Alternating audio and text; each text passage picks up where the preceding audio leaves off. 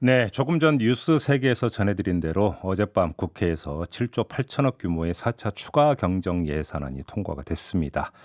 자, 2차 긴급 재난지원금 지급길이 열린 건데요. 관심사는 소상공인 자영업자에게 구체적으로 어떻게 지원이 되는가 바로 이 점인데요.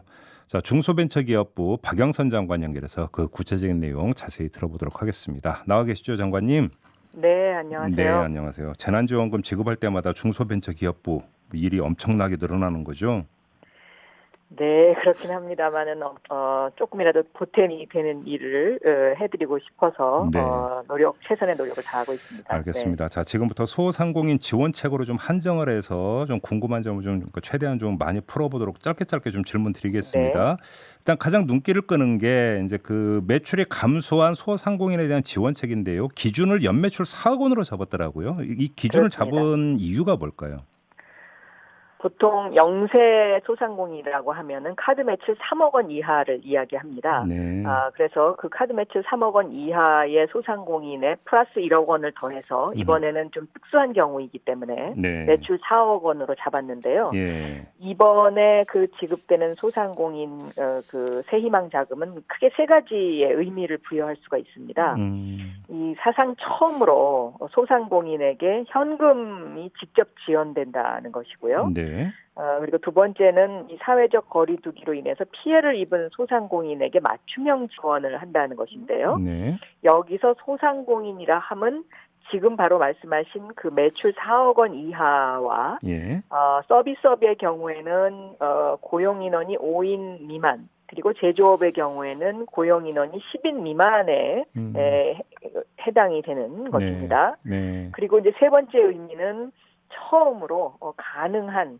별도의 증빙 서류 제출 없이 음. 온라인으로 지급되는 첫 비대면 서비스다. 이렇게 정리를 할 바로 수가 그럼 그 있겠는데요. 전부터 여쭤볼게요. 네. 매출 감소를 증빙할 필요가 없다는 말씀이십니까?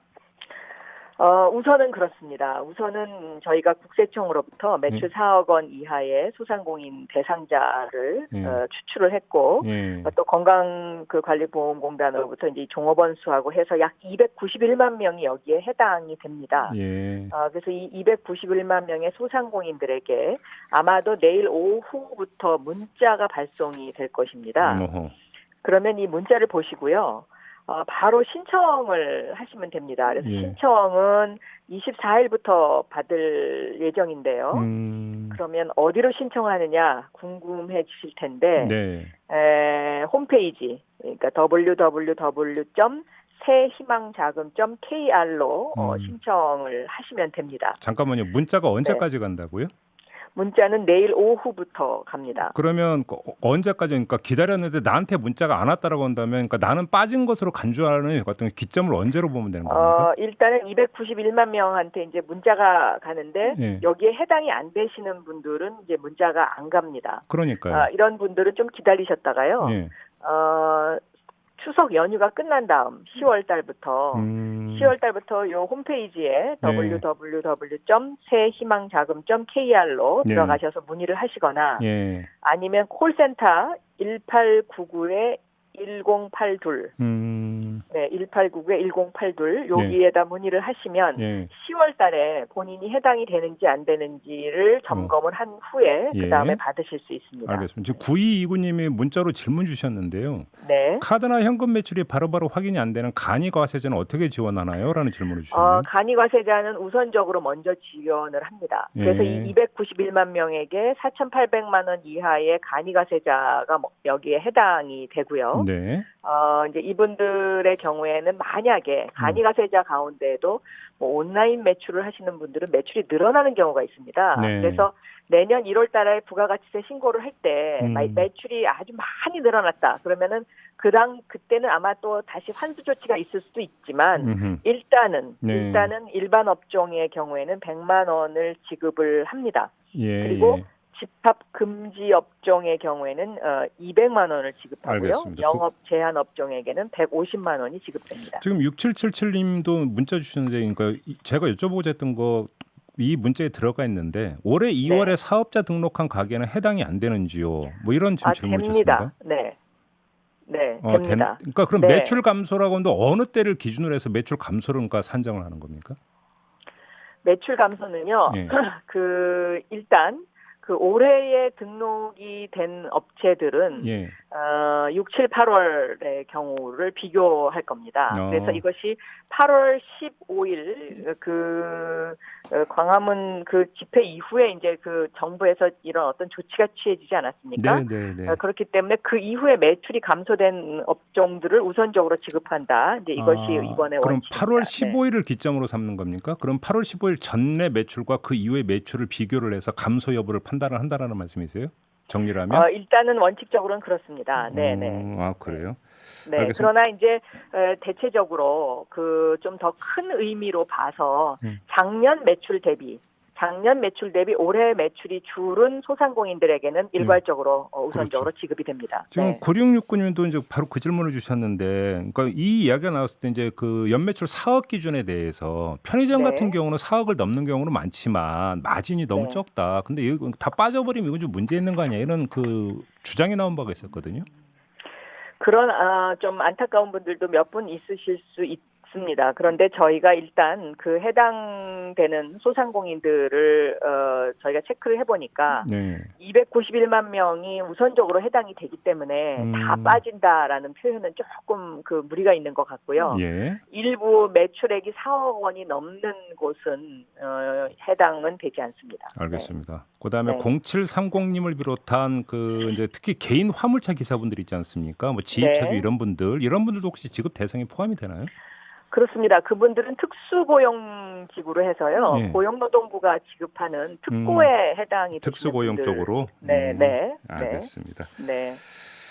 자, 그 또 하나가 그 8월 16일 이후 폐업한 점포에게 50만 원을 지급하는 방안이 있지 않습니까? 그렇습니다. 이때 예. 이제 저희가 이제 그 일전에 그 기재부 차관하고 인터뷰를 할 때 이게 좀 8월 16일을 그러니까 기산 시점으로 잡은 건 좀 문제가 있는 거 아니냐라는 질문을 드렸더니 국회 검토 과정에서 재검토를 해보겠다는 답변을 줬는데요. 이게 어떻게 혹시 조정이 됐습니까? 아니면 원안 그대로 가는 이 겁니까? 부분은 조정이 되지 않고 원래 그 원안대로 가는데요. 예. 8월 16일 이후에 폐업하신 분들에게는 50만 원씩 그 이제 재기 지원하는 준비금이 지급이 되고요. 네. 8월 16일 그럼 이전에 폐업하신 분들은 어떻게 되냐? 예. 여기는 전직 장려 수당이라고 해서요. 예.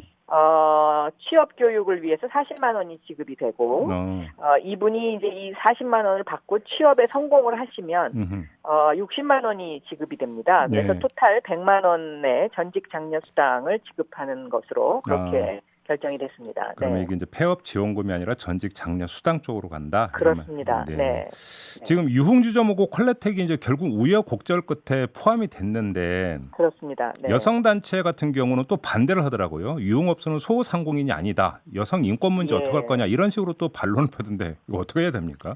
그래서 원래 원래는 그 정부의 정책 자금이 들어가는 업종 제한 업종은 이번에 그 지급하지 않기로 해서 유흥업소를 뺐었었는데요. 네. 국회에서 이것이 이제 그 여야 모두 이것은 이번에는 코로나 사태에 대한 정부의 방역에 협조한 업소에 대해서 협조함으로써 또 피해가 발생한 업소에 대해서 지급하는 것이기 때문에 지급하는 것이 맞지 않느냐라는 어떤 그런 그 국회의 절충 과정이 있었다 이렇게 설명을 드릴 수가 있겠습니다. 네, 먼저 국회 결정이기 때문에 뭐 정부로서는 뭐 이런 말씀이신 거죠. 정리라면 알겠습니다. 직접 지원금 말고 지금 융자도 있는 거죠. 대출 지원도 있죠.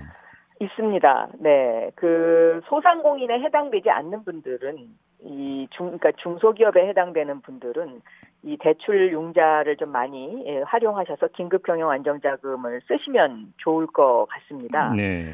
뭐 예를 들면 신보 같은 경우에 코로나 특례보증 1조 5천억이 추가로 공급될 계획이고요. 네. 또 기보 같은 경우에는 수출 벤처 등 기술 중소기업 대상으로 코로나 특례보증 9천억이 추가로 공급됩니다. 또 중진공을 많이 이용하시는데요. 이 중진공의 긴급 경영 안정자금도 3천억 원이 추가로 확보가 됐습니다. 네. 그래서 이 가운데 2천억 원은 코로나19 피해 중소기업에게 금리 2.15%로 5년 만기로 지원을 할 그런 계획으로 있고요. 예. 또 1,000억 원은 고위험 시설 그 운영을 했던 중소기업, 그러니까 집합금지 업종이나 영업 제한 업종 중에서 좀 규모가 커서 네. 중소기업으로 분류되시는 분들은 소상공인이 아니기 때문에 혜택을 못 받는데 대신 1,000억 원 규모로 긴급 경영 안정 자금을 지원을 하니까요. 네. 중진공을 많이 활용해 주셨으면 좋겠습니다. 지금 장관님이 5년 만기 말씀을 하셨는데 지금 네. 8330님이 이제 저리도 중요하지만 좀 장기, 그러니까 5년 대출이 아니라 한 10년 대출을 좀 늘릴 수 없느냐, 이런 지금 문자를 주셨네요. 그럼 또 그 어려움을 호소하셨군요. 네. 이번에 준비한 것은 2년 거치입니다. 네. 그러니까 2년 거치, 그다음에 5년 만기로 그렇게 지원을 할 계획입니다. 그럼 토탈 7년이 되는 거네요. 예. 네. 그다음에 지금 HBY님이 재난지원금이 자영업자 통장으로 갔다가 곧바로 건물주 통장으로 이체되는 거 아닌가요라는 현실 진단을 해주셨는데 결국 임대료 문제 아니겠습니까? 근데 이거는 직접 지원 말고 결국은 뭐 소상공인 자영업자를 가장 옥죄는 요인이 임대료 아니겠습니까? 네. 요즘 정부가 어떤 좀 더 아이디어를 내서 뭔가를 좀 해볼 수 있는 방법은 없는 겁니까? 정말 한정돼 있는 건가요? 현재까지는 이제 저희 중소벤처기업부는 착한 임대인 운동을 하고 있고요. 네네. 그리고 이제 기재부에서 이렇게 이제 임대료를 내려준 건물주에게는 세제 혜택을 드리는데, 이것이 그 어저께 국무회의에서도 좀 논의가 됐었습니다. 그래서 법무부가 이러한 급격한 그 어떤 경제 변동 상황이나 이러한 경우에 임대료를 좀 낮출 수 있는 법안을 현재 준비하고 있는 것으로 제가 그렇게 알고 있습니다. 잠깐만요. 네. 그러면 그 법으로 해서 긴급 상황에서는 강제적으로 임대료를 낮출 수 있는 방안을 지금 강구하고 있다는 말씀이세요? 준비하고 있는데요. 아마 이게 국회에서 논의 과정을 거쳐야 되니까요. 네. 지금 이것이 뭐 이런 어떤 방향을 지금 저희 정부는 제시를 하는 것이고요. 그 방향에 따른 방법은 국회의 그 결정을 따라야 되겠다, 이렇게 저는 생각합니다. 잠깐만요. 좀 그러면 그 독일 베를린 같은 경우, 그러니까 그 아예 이제 그 조례인가 이런 걸 통해서 그러니까 그 임대료 동결조 강제 조치를 취했다는 어떤 그 뉴스가 있었는데 그런 비슷한 발상이라고 이해를 하면 되는 겁니까? 그것이 벤치마킹 된 것은 맞는 것 같습니다. 그런데 정확한 그 어떤 그 어느 정도 규모까지 되고 있는지는 그것은 제가 답변 드리기에는 적절하지는 않은 것 같습니다. 아무튼 동결을 넘어서 강제 인하까지 할 수 있는 법적인 그 방안이 있는지 지금 법무부가 강구하고 있다, 이런 말씀으로 이해를 하면 되는 거죠, 정리를 하면? 네. 그래요. 알겠습니다. 이건 좀 더 알아봐야 될 내용이고요. 마지막으로 좀 이 질문을 드리겠습니다. 지원도 중요한데 지금 소상공인 앞으로의 전망도 중요한데요. 지금 뭐 뉴스를 보니까 소상공인 80%가 3분기 이후 경영 상황이 악화될 거다, 이런 조사 결과가 나왔다고 하는데 중기부에서는 지금 어떻게 전망을 하고 있습니까? 소상공인은 이 코로나19의 확진자 수에 굉장히 민감하게 매출이 반응을 하더라고요. 그래서 확진자 수가 그 세 자릿수가 되면 매출이 많이 떨어지고요.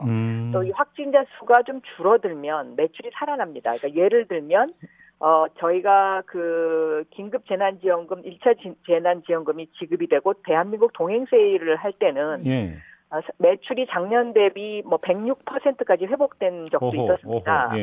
그러다가 이제 8월 15일 이후에 매출이 50%까지 급감을 했다가 다시 지금 요즘 확진자 수가 줄어드니까 한 75%, 80%까지 지금 회복이 되고 있거든요. 그래서 무엇보다도 제일 중요한 것이 저는 이 방역과 소상공인의 매출의 관계, 함수 관계를 어떻게 가져가는 것이냐. 이것이 굉장히 중요하다고 생각합니다. 그래서 철저한 방역을 저희가 하면 또 그것에 따른 소상공인의 매출도 다시 증가세를 보이고 있기 때문에 이 부분을 정부가 좀 잘 조절할 필요가 있고 또 국민 여러분들께서 지금까지 잘 협조해 주셨다고 생각합니다. 그래서 함께 정말 연대 정신을 가지고 나가는 것, 그래서 같이 살아가는 어떤 그런 그 마음, 이런 것들이 중요하지 않을까, 이렇게 생각하고 있습니다. 결론은 방역이 경제다, 이 말씀이시네요. 그렇습니다. 알겠습니다. 자, 마무리할게요. 고맙습니다, 장관님. 네, 감사합니다. 네, 지금까지 박영선 중소벤처기업부 장관이었습니다.